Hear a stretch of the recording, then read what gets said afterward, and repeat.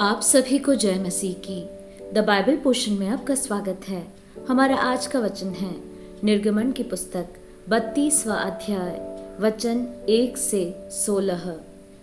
जब लोगों ने देखा कि मूसा को पर्वत से उतरने में विलंब हो रहा है, तब वे हारून के पास इकट्ठे होकर कहने लगे, अब हमारे लिए देवता बना जो हमारे आगे आगे चले, क्योंकि उस पुरुष मूसा को जो हमें मिस्र देश से निकाल ले आया है, हम नहीं जानते कि क्या हुआ। हारून ने उनसे कहा, तुम्हारी स्त्रियों और बेटे बेटियों के कानों में सोने की जो बालियां हैं उन्हें उतारो और मेरे पास ले आओ। तब सब लोगों ने उनके कानों से सोने की बालियों को उतारा और हारून के पास ले आए। हारून ने उन्हें उनके हाथ से लिया और एक बछड़ा ढाल कर बनाया और टांकी से गढ़ा।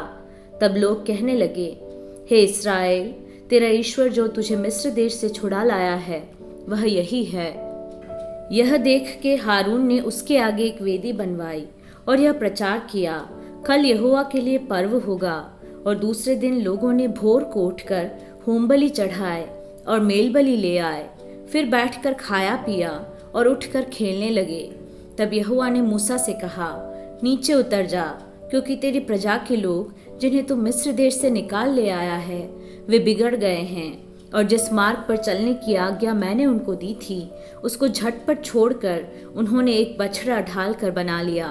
फिर उसको दंडवत किया और उसके लिए बलिदान भी चढ़ाया और यह कहा है, हे इस्राएलियों, तुम्हारा ईश्वर जो तुम्हें मिस्र देश से छुड़ा ले आया है वह यही है। फिर यहोवा ने मूसा से कहा, मैंने इन लोगों को देखा और सुन, वे हठीले हैं। अब मुझे मत रोक, मेरा कोप उन पर भड़क उठा है जिससे मैं उन्हें भस्म करूं, परंतु तुझसे एक बड़ी जाति उपजाऊंगा। तब मूसा अपने परमेश्वर यहोवा को यह कह के मनाने लगा, हे यहोवा, तेरा कोप अपनी प्रजा पर क्यों भड़का है, जिसे तू बड़े सामर्थ और बलवंत हाथ के द्वारा मिस्र देश से निकाल लाया है। मिस्री लोग यह क्यों कहने पाए, वह उनको बुरे अभिप्राय से अर्थात पहाड़ों में घात करके धरती पर से मिटा डालने की मनसा से निकाल ले गया। तू अपने भड़के हुए कोप को शांत कर और अपनी प्रजा को ऐसी हानि पहुंचाने से फिर जा। अपने दास अब्राहम, इसहाक और याकूब को स्मरण कर, जिनसे तूने अपनी ही शपथ खाकर यह कहा था, मैं तुम्हारे वंश को आकाश के तारों के तुल्य बहुत करूंगा, और यह सारा देश जिसकी मैंने चर्चा की है तुम्हारे वंश को दूंगा, कि वे उसके अधिकारी सदैव बने रहे। तब यहोवा अपनी प्रजा की हानि करने से जो उसने कहा था पछताया।